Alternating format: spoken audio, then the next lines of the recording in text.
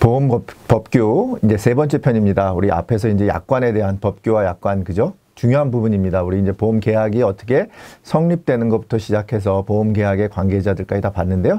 이제부터는 조금 내용은 많지만 이게 정확하게 얘기하면은 뭐 각각의 기본적으로 위반 사항에 대해서 각각의 처벌에 대해서 여러분들이 잘 아셔야 되지만 그런 부분까지는 여러분들이 모르셔도 됩니다. 시험을 위해서는 지금 나와 있는 부분들에서 중요한 부분들만 이해하시면 되지, 뭐 그런 부분들을 다 여러분들 뭐를 위반했을 때 벌금이 얼마고 또 한도가 얼마고 이런 부분들은 물론 여러분들이 영업하시는 데는 도움이 되겠지만 시험 문제를 푸시는 데는 그렇게 많은 부분 출제가 되는 부분 아니니까 좀 이해하시면서 보시면 되겠습니다. 전체적으로는 모집 질서 관련해서 관련 법규 관련해서 한 4문제 정도 나옵니다. 앞부분에서 우리가 이제 살펴본 것처럼 앞부분에서도 한 4문제가 나와요. 약관 및 그런 부분들도 중요한 부분인데도 한 4문제. 그 다음에 여기 이제 모집 질서 관련된 법규에 대해서도 한 4문제 정도 출제가 돼서 전체적으로 한 8문제가 나오거든요.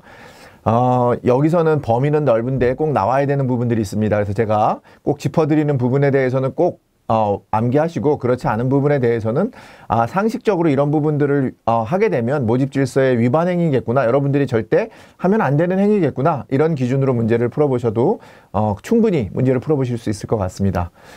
보험사업의 특성이라고 하는 거 어떻습니까? 보험사업이라고 하는 것은 여러분들 계약자, 여러 사람들의 계약자가 모여서 그저 십시일반하는 거지 않습니까? 보험료라고 하는 것들을 모아가지고 보험회사에다가 이제 우리가 보험회사에 그런 부분들 계약을 하게 되면 보험회사는 그 보험료를 받아서 그저 잘 운영해서 건전하게 운용을 해서 그저 운영할 책임이 있잖아요. 그죠? 잘 운영을 해서 다시 계약자에게 뭐로 돌려주는 겁니까? 네, 보험금으로 돌려주는 거다. 이런 원칙을 가지고 하다 보면 보험의 본래 기능은 원래 보장해 주는 거잖아요. 어떤 질병이나 상해나 이런 부분의 보장, 또는 자동차, 화재 이런 부분, 재산보험에 대해서 보장해 주는 기능에 그런 부분들이 그냥 되어 있는 게 아니라 그런 부분들이 또 금융 기능을 하잖아요. 우리 저축이나 이런 부분들, 연금이나 아니면은 장기 손해보험 같은 경우는 저축 기능이 있지 않습니까? 그래서 그런 부분에서 금융 기능을 같이 가지고 있다라는 거고, 또 마찬가지로 우리 보험이라고 하는 상품의 특성 중에 보면 계속 계약성이라는 게 있잖아요. 그래서 장기 계약이기 때문에 당연히 안정적으로 운영하죠. 그래서 보험회사들은 주로 부동산이나 채권 이런 데 투자를 하고 있습니다. 국가기관산업 등에 대해서 보험료로 모아진 돈, 이 보험료에 모아진 이 보험회사에서 갖고 있는 돈을 조금 전에 말씀드린 것처럼 인프라나 이런 데 투자를 해서 국가 경제에도 기여를 한다. 뭐 이런 부분이에요. 자, 이런 부분들은 시험에 자주 나오진 않지만 여러분들이 이런 기능이 아닌 거, 보험사업, 어떤 보험사업의 기능이 아닌 거, 특성이 아닌 거, 그죠? 그래서 엉뚱장뚱한 얘기가 나오면 그게 틀린 지문이 되겠습니다. 보험산업의 특성에 대해서 그래서 공공성과 사후 확정성, 복잡한 수리기법 사용 등의 전문성, 그 다음에 사후 보험이익이라고 하는 것은 우리가 사후 정산하는 개념이죠. 여러분 사후 정산하는 가장 중요한 기능 중에 하나가 배당이죠. 배당을 통해 가지고 여러분들이 유배당 그런 보험계약에 가입했을 경우에는 여러분들이 배당도 받을 수 있다라고 하는 건데요. 이 부분도 여러분들 그지 암기할 필요는 없을 것 같아요. 조금 전에 말씀드린 것처럼 보험사업이나 보험산업에 대한 특성을 물어볼 때는 전혀 우리가 생각하기에 상식적으로 어긋난 답을 골라내는 게 문제 푸는 요령이 되겠습니다. 완전 판매 중요하죠. 우리 이제 완전 판매라고 하는 것은 뭐겠습니까? 우리가 기본적으로는 완전 판매라고 하는 것은 여러분들이 모집인이 돼서 계약자에게, 그죠? 모집인이 쉽게 얘기해서 계약자에게 상품을 판매할 때 계약자가 민원을 제기하지 않는 그런 상품 판매를 해야 되겠죠. 여러분들이 보험료라든지 보험금에 대한 내용들을 잘 설명해 주지 않거나 또는 상품에 대한 설명이 잘 안 되거나 이러면 전부 다 나중에는 민원의 소지가 발생할 수 있습니다. 왜? 보험이라고 하는 것은 적게 보험료를 내고 많은 돈을 타가기 때문에 얼마든지 그런 문제들이 발생할 수 있고요. 또 장래에 대한 어떤 보험 사고에 대해서 보험금을 지급하는 거기 때문에 민원의 소지가 계속 발생하는 게 보험계약의 어떤 그런 특징이라고 할 수 있습니다. 그래서 여기서 말하는 것처럼 계약자가 전혀 민원을 발생하지 않도록 여러분들이 설명을 잘하는 거, 특히나 3대 기본 지키기라고 하는 게 있었잖아요. 우리 앞에서도 설명드렸습니다. 그죠? 자필 서명을 받는다든지, 그 다음에 중요한 내용을 설명한다든지, 그 다음에 청약서 부본을 전달해 준다든지 하는 그런 내용을 반드시 지켜야 된다라는 거고요. 그런 것들을 지키지 않았을 때는 1천만 원 이하의 과태료를 부과하고 있어요. 이 벌금이 무서워서가 아니라 여러분들 이런 부분들을 지키지 않았을 때는 보험 계약을 해지할 수도 있고요. 여기 이제 우리가 3대 기본 지키기를 위배한 경우에는 우리 어떤 효과가 있었죠? 취소할 수 있었습니다. 그죠? 3개월 이내에 우리가 취소가 가능한 그런 내용이 되겠습니다. 해지 아니고 3대 기본 지키기를 위반했을 때는 취소 사유에 해당한다. 중요했었죠. 꼭 기억하시고 그 다음에 우리가 여기서 말하는 자필 서명이라고 하는 것은 반드시 가서 손으로만 받는 게 아니라 전자적 방법으로 받는 것도 가능하다라고 하는 거 그냥 기억하시면 좋을 것 같습니다. 그래서 완전 판매라고 하는 것은 우리가 금융상품이라고 하는 것은 특히나 눈에 보이지 않는 무형의 상품이고 또 이 보험금이라고 하는 게 미래지향적인 상품이잖아요. 우리가 앞으로 일어날 사고에 대해서 돌려받는 거고 그 다음에 장기 상품이기 때문에 얼마든지 민원의 소지가 있는데 그런 민원의 소지가 발생하지 않도록 완전하게 판매를 하는 것을 우리가 완전 판매라고 하고 그 완전 판매의 가장 근간이 되는 게 3대 기본 지키기다 라고 하는 거 기억하시면 되겠습니다. 오히려 뭐 3대 기본 지키기는 시험에 자주 나오고요.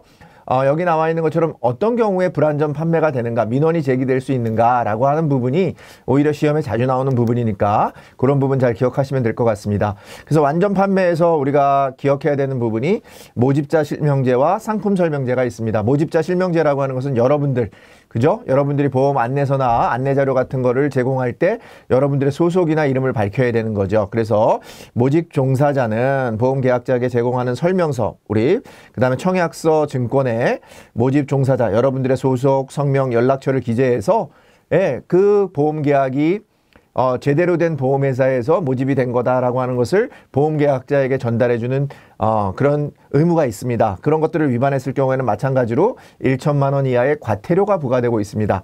자, 벌금이 아니고 과태료입니다. 벌금이라고 하는 것은 어떤 형사적인 그런 문제가 발생을 해서 여러분들이 벌이에요.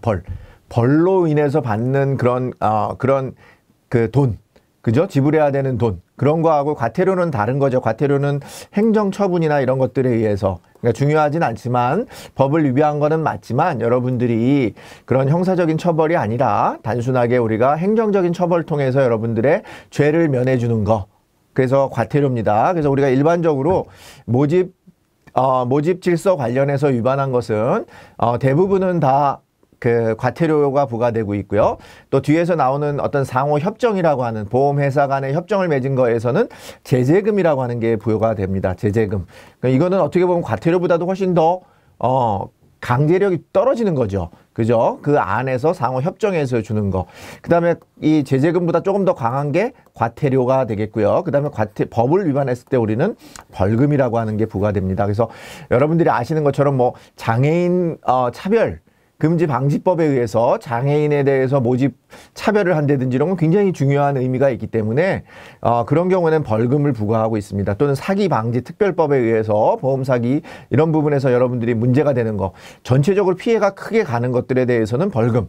그 대신에 여러분들하고 여러분들 계약자 간의 문제만 발생하는 거에 대해서는 과태료. 그 다음에 보험회사 간의 약정에 의해서 주어지는 것은 제재금. 이런 정도 기억하시면 되겠습니다. 또 상품 설명제 같은 경우는 아무래도 여러분들 조금 전에 말씀드린 것처럼 중요한 내용에 대해서는 반드시 설명을 해야 된다는 거죠. 뭐 보험료에 대한 거, 보험금에 대한 거, 해약 환급금에 관한 사항들 다 중요하지 않습니까? 어떤 경우에 해약이 된다든지 이런 경우가 발생하는 부분에 대해서는 일반 보험계약자에게 설명을 해야 됩니다. 그 다음에 반드시 기명 날인, 서명, 기명 날인, 녹취 등에 의해서 확인을 받으셔야 돼요. 보험증권에 나는 이런 것들을 잘 들었다라고 하는 거 설명 들어야 되는 거고요. 그 다음에 전화나 통신수단을 이용해서 모집하는 경우에는 당연히 녹취, 여러분들이 녹음을 통해 가지고 충분히 이러한 내용들, 보험 계약에 있어서 중요한 상품, 보험 상품에 있어서 중요한 내용을 설명했고 설명받았다라고 하는 것을 여러분들이 녹취 또는 서명 날인으로 증거로 여러분들이 확보를 하셔야 됩니다. 여러분들이 나중에 이런 부분이 안 됐을 경우에 어떻게 되는 거예요? 민원을 제기하고 여러분들이 민원에 시달릴 수밖에 없는 거죠.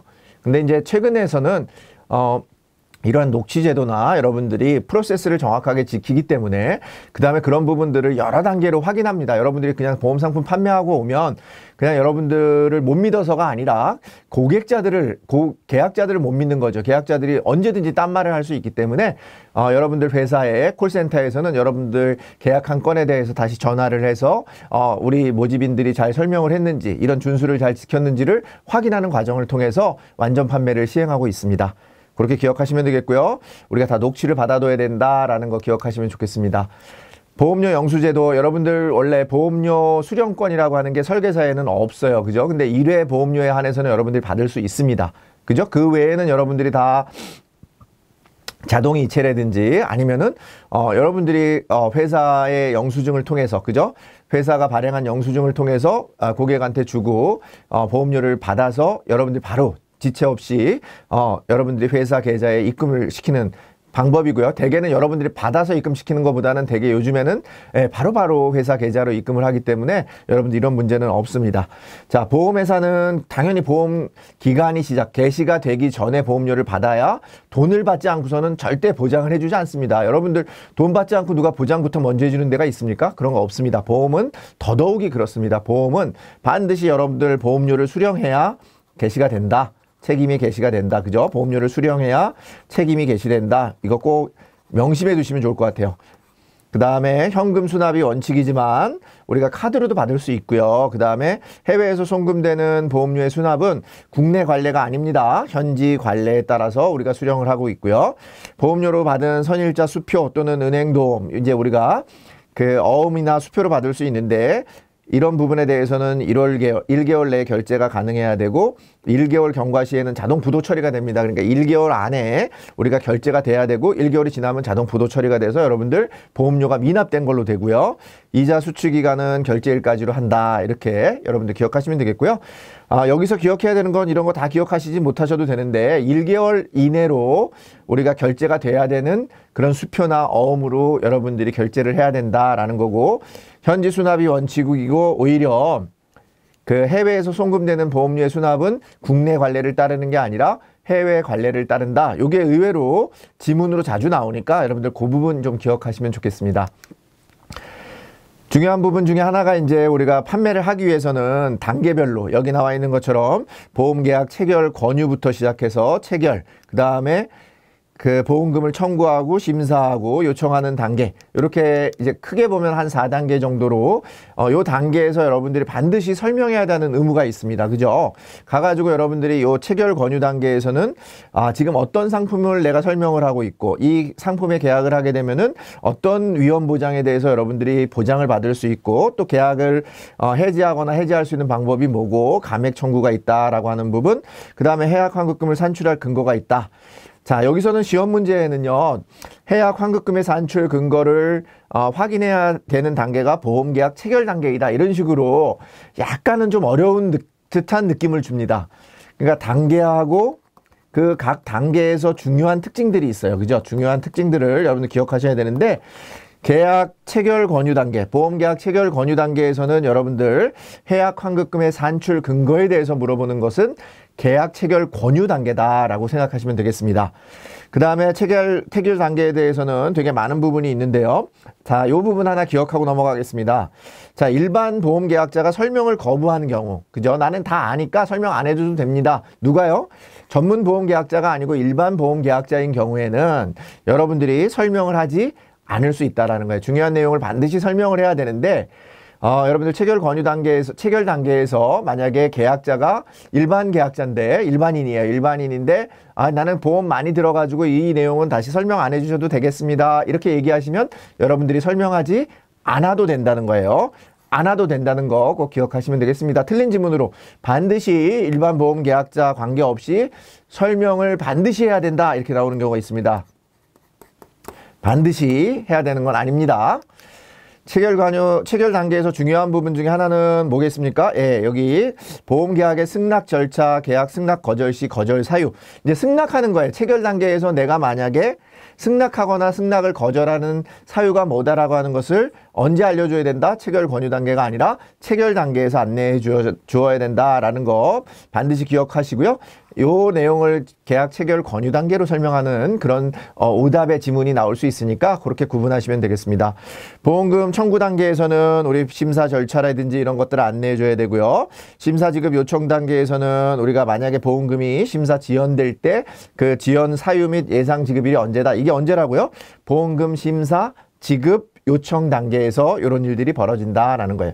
자, 요 두 개는 거의 안 나옵니다. 거의 안 나오고요. 시험 문제에서는 체결 권유 단계와 체결 단계의 내용을 섞어서 물어보는 경우가 많이 있습니다. 그래서 우리 기억해야 되는 거, 해약 환급금에 관한 사항은 체결 권유 단계에서 하는 거고요. 그 다음에 보험계약의 승낙 절차라든지 거절 사유에 대한 내용은 체결 단계에서 한다는 거, 그 두 가지만 여러분들 기억하시면 되겠습니다. 왜냐면 이런 내용들은요, 기억하기 어려워요. 여러분들 암기 잘 안 됩니다. 이거는 그 생소한 부분이기도 하고요. 그래서 잘 머릿속에 들어오지 않아요. 그냥 해약을 물어본다, 해약 환급금에 대한 내용이다 그러면 체결 단계가 아니라 체결 권유 단계고, 보험의 승낙 여부를 물어보는 것은 체결 권유 단계가 아니라 체결 단계다라고 하는 것만 여러분들 머릿속에 기억하시면 되겠습니다. 두 가지만 기억하는 걸로 하겠습니다. 자, 실손의료보험 같은 경우는 우리가 실손이에요. 말 그대로 실제 손해난 보험만 여러분들 의료보험 하는 거 있죠. 요즘에 많이 가입하시죠. 최근에 나온 보험 상품, 실손의료보험 상품은 21년 7월 달부터 판매하게 된 제4세대 실손이라고 하는 걸 판매하고 있습니다. 자, 요거는 우리 제3보험 뒷부분에 이런 내용이 자세하게 나오니까 그때 한번 더 설명하는 걸로 하고요. 실손이라고 하는 것은 뭐예요? 실제 손해난 부분만 보상하는 거니까 가장 중요한 건 뭐겠습니까? 중복으로 가입할 필요가 없다는 거예요. 여러분들 여기저기 뭐 S생명보험, S화재보험이나 뭐 H화재나 D화재 같은 데다가 뭐 많이 가입하신 다음에 여러분들이 뭐 그 부분을 다 보상받을 수 있다? 절대 그렇지 않아요. 실손의료보험은 여러 군데 가입해 있다 하더라도 실제 손해난 부분만 보험사에서 지급하기 때문에 여러 군데 가입할 필요가 없어요. 그렇기 때문에 우리가 기본적으로는 뭘 합니까? 기본적으로는 이 중복 가입 조회를 한다라고 하는 거가 가장 중요합니다. 그러니까 처음에 이제 우리가 실손 의료비니까 의료비 조회 같은 거에 대해서 사전 진구를 한 다음에 순서를 기억하시는 게 중요합니다. 그래서 중복 가입 여부를 확인한 다음에 우리가 비례 보상 설명을 하고 마지막에 청약서를 작성합니다. 자, 그 순서 기억하시면 좋을 것 같아요. 처음에는 동의서를 사전에 진구하고 그 다음에 중복 가입 조회 여부를 우리가 확인해서 비례 보상 결과를 안내해 주고요. 아, 딴 데 들어있네요. 그러면 안 하시고 그 다음에 비례 보상, 이래서 만약에 딴 데 가입해 있어도 중복으로 보상되지 않고요. 비례 보상합니다. 안내 설명 듣고 나중에 청약서를 작성하는 거예요. 가입하는 겁니다. 그러니까 우리가 실손의료보험 판매 시 준수사항에 대해서는 여러분들 중복 가입이 불필요하니까 체결 전에 중복 가입 여부를 확인한다라는 내용 기억하시면 좋겠고요. 중복 보험에 의해서 보험금 비례 분담 보장 방법 이런 부분에 대해서 여러분들한테 안내를 하게 돼 있고 서명, 기명 날인, 녹취 등의 방법으로 확인할 수 있습니다. 확인해야죠. 여러분들 왜냐면 또 나중에 이거 못 듣고 나는 여러 개 보험 가입했는데 왜 보장 안 해줍니까? 이렇게 여러분들 민원 제기할 수 있잖아요. 그죠? 지금 완전 판매에 대한 얘기는 하시는 설명드리고 있는 겁니다. 그래서 실손보험이나 통신수단을 판매할 때는 특히나 실손의료보험 판매할 때는 중복 가입 여부를 반드시 확인하고 그 다음에 우리 비례보상 설명을 하고 청약서를 작성한다. 요 순서 기억하시면 좋겠습니다. 동의서를 사전에 진구하고 그 다음에 중복 가입 여부를 확인하고 그 다음에 비례보상 설명하고 청약서 작성한다. 통신수단을 이용한 사람들 같은 경우는요, 당연히 여러분들 요즘에 방송을 통해서 홈쇼핑에서도 보험 팔 때 보면 그 사람들 밑에 이름 밑에 뭐 나옵니까? 설계사 자격시험에 합격해서 모집인 가능한 설계사다라고 하는 게 나오죠. 그죠? 모집인이 가능하다라고 하는 거. 그래서 반드시 통신수단을 이용해서 보험을 모집하는 경우에도 보험을 모집할 수 있는 사람이어야 됩니다. 아시겠죠? 그리고 당연히 여기서 얘기하는 것처럼 해지하고 할 때도 우리가 통신으로 모집을 했으니까 통신수단을 이용해서 해지가 가능해야 되고 그 다음에 전화를 이용했을 경우에는 우리가 기본적으로는 계약자의 본인 여부를 확인하는데 여기 나와 있는 것처럼 여러분들이 계약 체결 중에 뭐 이런 부분들을 하는 게 아니라 계약 체결 전에 우리가 동의 여부를 확인하고 하는 겁니다. 그래서 조금 전에 말씀드린 것처럼 여기서 확인할 필요가 없는 것들은 뭐 여기서 예를 들어서 우리가 중복 가입을 했는지 이런 부분에 대해서는 확인 안 해도 되는 거죠. 왜? 이미 계약할 때 충분히 가입을 설명을 확인했기 때문에 그런 부분들을 확인하지 않고 기본적으로 우리가 확인해야 되는 게 뭐다라는 거예요. 계약자 동의를 받았다든지 계약자 본인인지 여부를 확인하는 거지 그 외에 뭐 보험증권을 가지고 있는지 아닌지를 확인할 필요는 없다는 거죠. 그거만 좀 기억하시면 되겠습니다. 그래서 보험증권을 가지고 있는지 이런 것들은 확인할 필요가 없습니다. 아시겠죠? 왜? 이미 정상적으로 가입을 했기 때문에 우리가 그런 부분들에서 중요한 거는 통신수단을 통해서 가입을 했기 때문에 통신수단을 통해서 해지할 수 있다라고 하는 것을 반드시 안내해야 된다. 이런 부분 기억하시면 되겠습니다. 보험 안내자료, 우리가 이제 보험을 판매할 때, 모집을 할 때 기본적으로 가가지고 여러분들이 이 보험에 대해서 특징이나 이 보험에 대해서 셀링 포인트 같은 것들을 안내하는 자료들, 보험회사에서 만드는 자료를 우리가 뭐라고 하냐? 보험 안내 자료라고 합니다. 그래서 보험 안내 자료는 반드시 우리가 계약자, 모집인이 만드는 게 아니고 보험회사가 만들어서 주는 거예요. 또 설계사가 직접 만든다고 하면 보험회사의 승인을 받아야 되는 거죠. 자, 필수 기재사항 시험에 자주 나옵니다. 보험 안내 자료에 필수 기재사항. 여기 나와 있는 것처럼 기본적으로 보험 안내서가 들어가야 되고요. 상품 요약서, 가입 설계서 등이 들어가야 된다라는 부분입니다. 자, 상품 설명서, 그 다음에 계약서, 약관 설명서, 그 다음에 증권. 그 다음에 만약에 사업연도 만료일 기준에서 1년 이상 유지된 계약에 대해서는 우리가 보험 계약 관리 내용을 연 1회 이상 안내를 해야 돼요. 여기서 우리가 손해보험에선 변액보험이라고 하는 걸 판매하지 않으니까 여러분들 그건 모르셔도 되니까 그냥 연 1회 이상, 1년 이상 유지된 계약에 대해서 1년 이상 유지된 계약에 대해서는 우리가 보험계약 관리 내용을 연 1회 이상 안내를 해야 된다라는 거 기억하시면 되겠고요. 보험 안내 자료에 우리가 상품 요약서, 상품 설명서, 가입 설계서 이런 부분들이 포함된다라는 것만 좀 잘 기억하시면 되겠습니다. 보험 계약자에게 제공할 수 있는 그런 보험 모집을 위해서 필요한 자료를 우리가 뭐라고 한다고요? 보험 안내 자료라고 한다라는 거고요. 여기 나와 있는 것처럼 전문 보험 계약자와 체결하는 계약 등에 대해서는 우리가 상품 설명서를 제외할 수 있다라고 하는 거 같이 기억하시면 되겠습니다. 보험 안내 자료 필수 기재사항입니다. 여기 필수 기재사항, 여기 나와 있는 것처럼 상호나 명칭, 해약 환급금에 관한 사항, 보험금 지급 제한 조건에 관한 사항, 예금자 보호법에 따른 그런 예금자 보호에 대한 사항, 보험 상담 및 분쟁의 해결에 대한 사항. 자, 우리 보험료 대납이나 보험료 납입 할인에 대한 관한 사항들은 다 금지 사항이 되겠습니다. 여러분들 대납에 금지해야 되는 것들은 보험 안내자료 필수 사항보다 필수 안내를 해야 되는데 기재 금지 사항이죠. 그래서 그런 부분들에 대해서도 우리 살펴보셔야 될 것 같고요. 그 보험 안내 자료의 필수 사항에 대해서는 시험에 자주 나오는데 조금 전에 말씀드린 것처럼 기본적으로 여러분들이 알 수 있는 내용들이에요. 근데 여기 빨간 글씨로 되어 있는 부분만큼은 한 번 정도는 더 읽어보시는 게 좋겠습니다. 해약 환급금에 관한 사항, 예금자 보호법에 관한 사항, 그 다음에 보험금 지급 조건에 관한 사항, 상담 및 분쟁의 해결에 관한 사항들은 보험 안내 자료에 반드시 써야 된다라는 부분 기억하시고요. 자, 그 다음에 우리가 모집 질서 하면서 특별이익 제공이라는 게 있어요. 여러분들 보험 판매하실 때 보험 좀 많이 판매하시기 위해서 그 계약자에게 주는 선물 같은 거 있습니다. 근데 그 선물이 요 조건을 넘어섰을 때는 특별이익이라고 해서 여러분들이 금지 행위가 되고 있습니다. 그게 뭐냐면 1년간 납입하는 보험료의 10%, 그 다음에 3만 원 중에서 적은 금액을 제공하는 경우에 한해서는 특별이익이 아니에요. 근데 3만 원이나 10% 이상을 주는 경우에 대해서는 뭐라고요? 특별이익 제공에 해당합니다. 그래서 여기 나와 있는 것처럼 3년 이하의 징역 또는 3천만 원 이하의 벌금 아주 중하게 처벌하고 있습니다. 왜냐하면 여러분들이 보험을 많이 판매하기 위해서 법을 완전히 위배하는 거예요. 그죠? 다른 사람 영업도 못하게 하기 위해서 여러분들이 모집 질서를 완전히 훼손하는 겁니다. 굉장히 중하게 처벌하고 있다. 3년 이하의 징역 또는 3천만 원 이하의 벌금에 처하고 있습니다. 자, 여기서 나와 있는 것처럼 특별이익이라고 하는 것은 기본적으로 기초 서류에 정한 내용을 제공해 주겠다고 하는 것은 특별이익이 아닙니다. 아시겠죠? 기초 서류에 정한 내용, 기초 서류에서 할인해 준다 그러면 그거는 기초 서류에 정한 할인율을 적용하는 것은 정상적인 영업행위가 되겠습니다. 기초 서류에 적혀 있는 것보다 더 많이 주거나 더 적게 주는 것은 특별이익에, 적게 주는 경우는 없겠죠.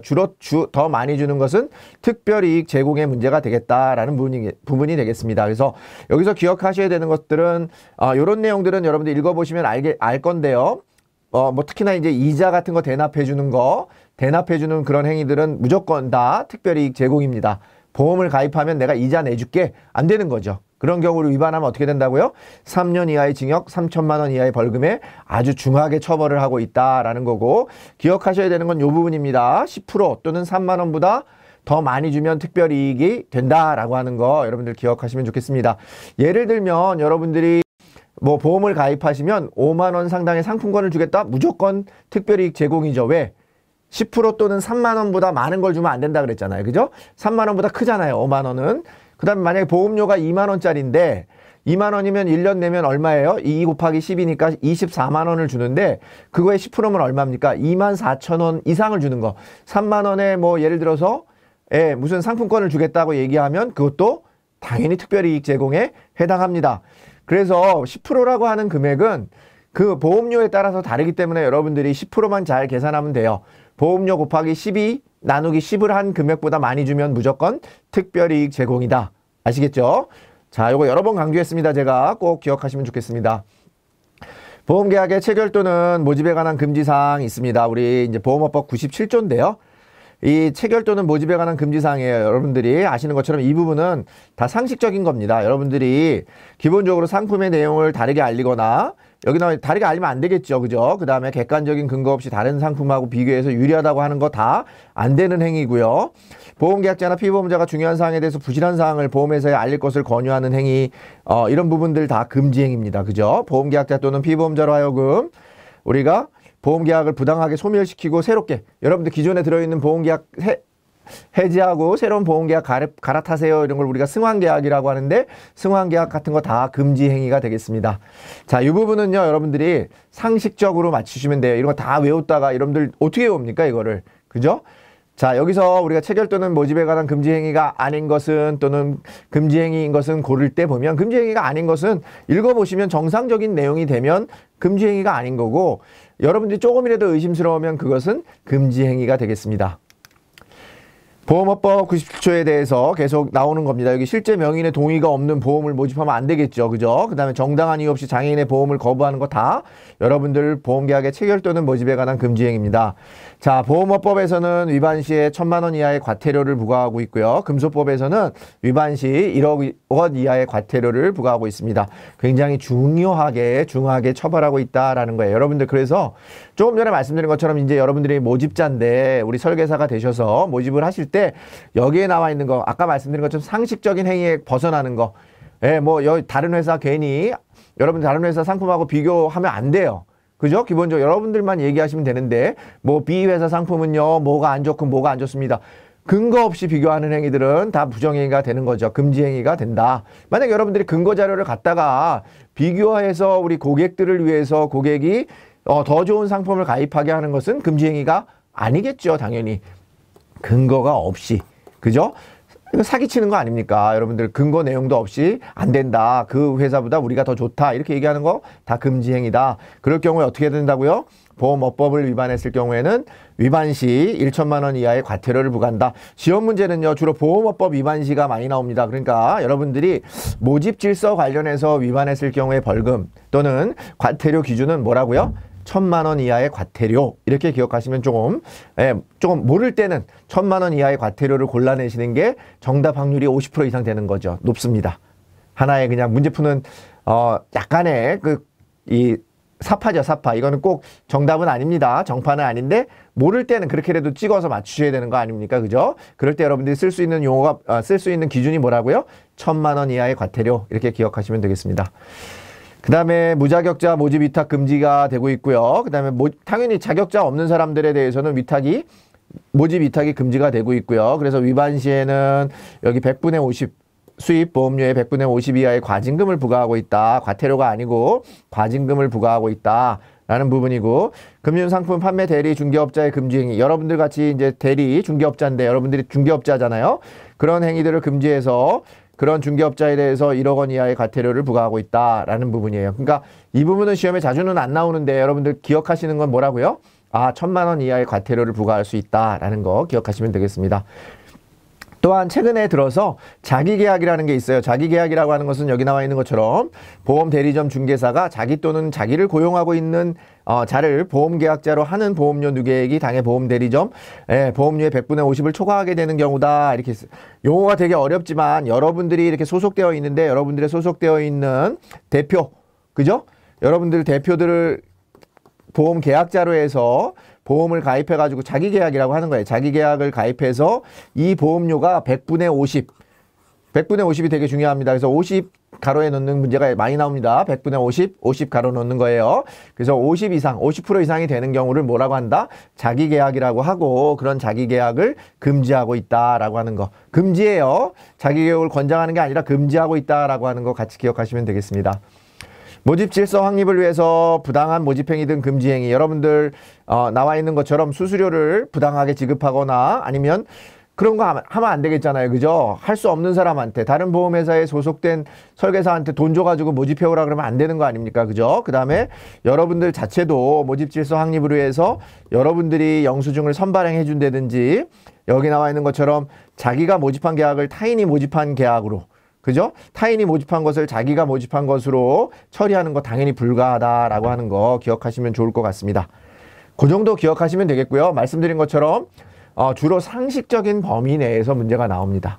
아시겠죠? 그래서 우리가 완전 판매의 중요한 요소 3대 기본 지키기, 자필 서명, 청약서, 전달, 그죠? 그 다음에 중요한 내용 설명하는 거, 그런 거 위반했을 때는 3개월 이내에 취소할 수 있다라는 거 기억하시고, 그 단계별로 우리가 모집 질서, 그죠? 단계별로 중요한 내용들 설명을 꼭 해야 되는 내용들이 있었습니다. 그래서 계약 체결 권유 단계에서는 해약 환급금에 관한 사항, 그 다음에 보험금 우리가 그 수령 또는 보험금 그 수령 거절 뭐 이런 거에 대한 내용에 대해서는 체결 단계에서 우리가 중요하게 설명을 해야 되는 거, 그 설명 의무 같은 것들을 여러분들이 위반했을 경우는 1,000만 원 이하의 과태료에 부과한다. 기억나시겠죠? 그 다음에 특별이익 제공이라고 하는 거 있었죠. 특별이익 제공이 뭐였습니까?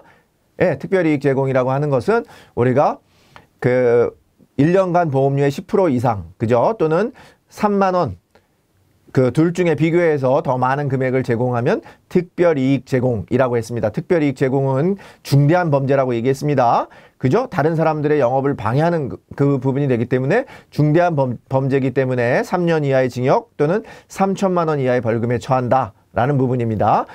자, 이 부분은 범위는 좀 넓은데요. 앞서서 말씀드린 것처럼 다 외울 수는 없어요. 이 내용이 많고 여러분들이 외워지지 않는 그런 내용으로 구성되어 있습니다. 그래서 제가 지금 설명드린 부분 중심으로 하시고 상식에 반하는 부분은 틀린 내용이다. 이 원칙만 가지고 여러분들 보시면 좋겠다라는 말씀드리고, 그러면서 우리 민원 사례 첫 번째 강의를 마치도록 하겠습니다.